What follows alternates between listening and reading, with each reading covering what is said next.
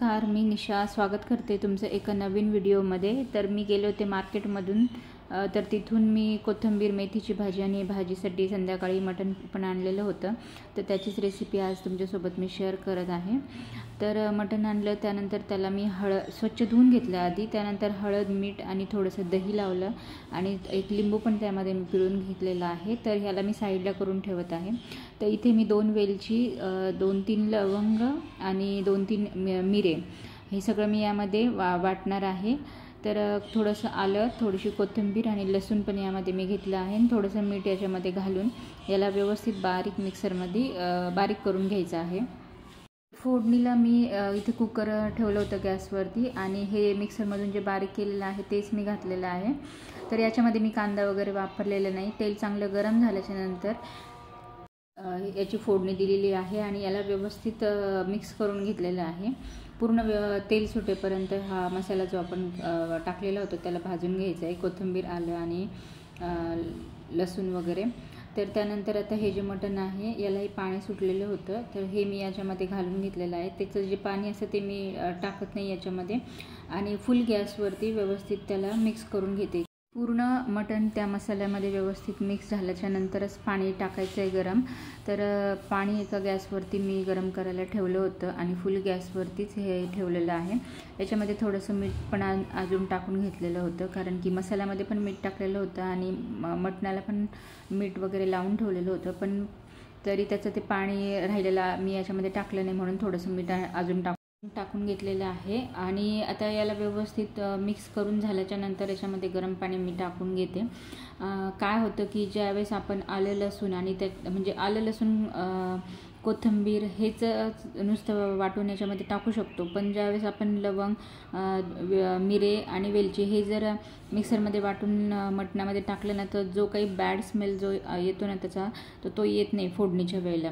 आणि यामध्ये मी टाकून घेतलं, पाणी टाकल्याच्या नंतर थोडंसं जास्तच टाकलेलं होतं, कारण की मला याची बिर्याणी पण करायची आहे आणि रस्सा भाजी पण करायची आहे, मुलींसाठी सूप पण मी काढणार होते। तर आता कुकर लावून दिलेला आहे, 2-4 शिट्ट्या होत आहेत, तोपर्यंत मी कांदा असा उभा चिरून घेतलेला आहे। तर कांदा भरपूर लागणार आहे, कारण या भाजीमध्ये मी खोबऱ्याचा वापर नाही करत आहे। तर ही थोडीशी वेगळ्या प्रकारची मटणची ग्रेव्ही मी बनवणार आहे, तर मी कांदा भरपूर कापलेला होता। तर आता तेल चांगलं कढईमधलं गरम झालेलं आहे, तर याच्यामध्ये मी कांदा टाकून घेतला आणि त्याला व्यवस्थित मिक्स करून घेतला। थोडंसं कांद्यामध्ये मी मीठ पण टाकलेलं आहे, कारण ते जरासं स्किप झालं। मीठ टाकल्यामुळं कांदा लवकर व्यवस्थित भाजला जातो। तर आता कांदा नीट भाजला गेलेला आहे, छान तळलेला आहे। तर उरलेलं जे तेल होतं त्याच तेलामध्ये मी टोमॅटो टाकून घेतले, त्यानंतर लसूण टाकून घेतला आणि कोथिंबीर पण याच तेलामध्ये टाकून घेतली आणि याला व्यवस्थित मिक्स करून घेते। त्यानंतर मी इथे थोडासा खडा मसाला घेतलेला आहे। तर खडा जो मसाला आहे त्याच्यामध्ये थोडंसं तेजपत्ता घेतलेला आहे, दालचिनी घेतलेली आहे, त्यानंतर दगडफूल घेतलेलं आहे।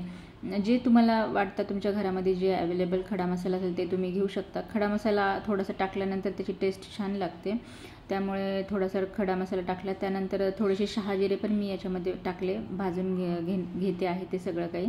आता ग्रेव्हीसाठी जो काही मसाला मी वापरणार आहे त्याच्यामध्ये मी 2 चमचे लाल तिखट घेतलेली आहे, थोडीशी धण्याची पावडर घेतलेली आहे, थोडीशी हळद घेतलेली आहे। त्याचप्रमाणे माझ्याकडे जो एव्हरेस्टचा चिकन मसाला होता तो मी याच्यामध्ये टाकलेला आहे आणि एक गरम मसाला जो आहे माझ्याकडे तो मी टाकलेला आहे। जास्त पण तिखट वगैरे नाही करणार आहे, कारण की मुली खाणार नाही, बस अशा पद्धतीने करणार आहे। तर मटण चांगलं शिजलेलं होतं। कुकर थंड झाल्याच्या नंतर मी थोडंसं याच्यामध्ये पातेल्यामध्ये मी ओतून घेते, कारण मला हे सूप बाजूला काढून ठेवायचं होतं मुलींसाठी आणि बाकीची उरलेली याची ग्रेव्ही करायची आहे। तर मसाला मी वाटून घेतलेला आहे। तर आधी तेल तापलं कढईमध्ये आणि मसाला मी टाकून घेते। त्यानंतर वाटीमध्ये जे काही मी मसाले काढून घेतलेले होते, लाल तिखट हळद वगैरे, ते सगळं या मसाल्यामध्ये मी टाकून दिलेलं आहे। आता कमी गॅसवरती याला चांगली फोडणी देते आणि तेल सुटेपर्यंत चांगलं व्यवस्थित परतून घेते।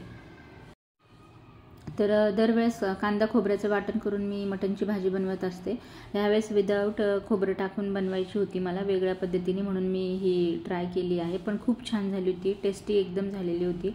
त्यानंतर मसाला थोडासा करपायला लागला होता, म्हणून थोडंसं मटणाचं सूपच याच्यामध्ये मी टाकून घेतलं, कारण ही लोखंडाची कढई आहे, थोडीशी पातळ आहे।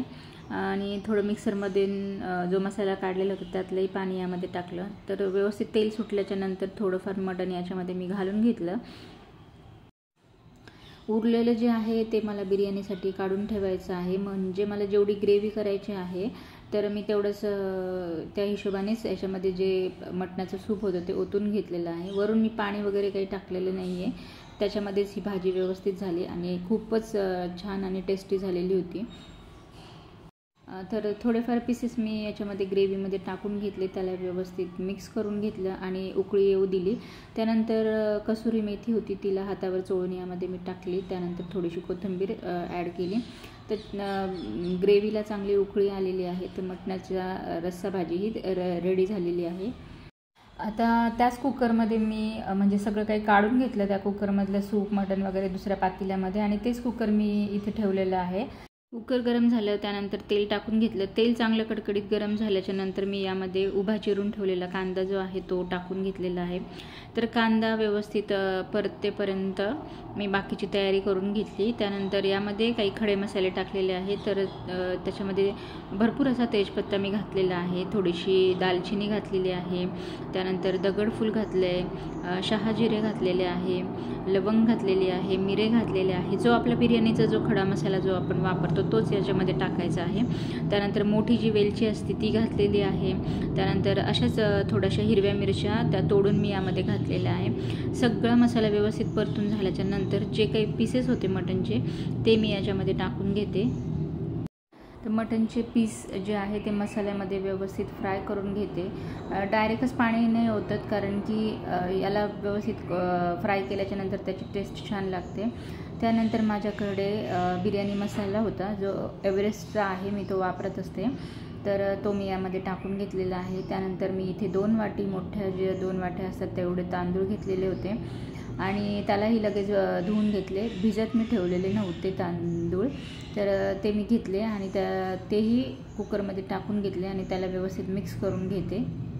जे पूर्ण मसाला त्या तांदळाला वगैरे लागेल आणि आपली बिर्याणी पण खूप छान होते. अशा पद्धतीने जर तुम्ही बिर्याणी केली ना तर खूप छान होते. म्हणजे जास्त तिखट पण होत नाही आणि चवीला पण खूप छान लागते. त्यानंतर थोडासा मला कमी वाटला होता मसाला म्हणून मी अजून टाकून घेतला तोच बिर्याणी मसाला आणि याला व्यवस्थित मिक्स करून घेतलं. फुल फ्लेमवरती मिक्स केलेलं आहे. जोपर्यंत भातामधलं ते तांदळामधलं पूर्ण पाणी जात नाही तोपर्यंत त्याला मी व्यवस्थित परतून घेतलं त्याच्यात.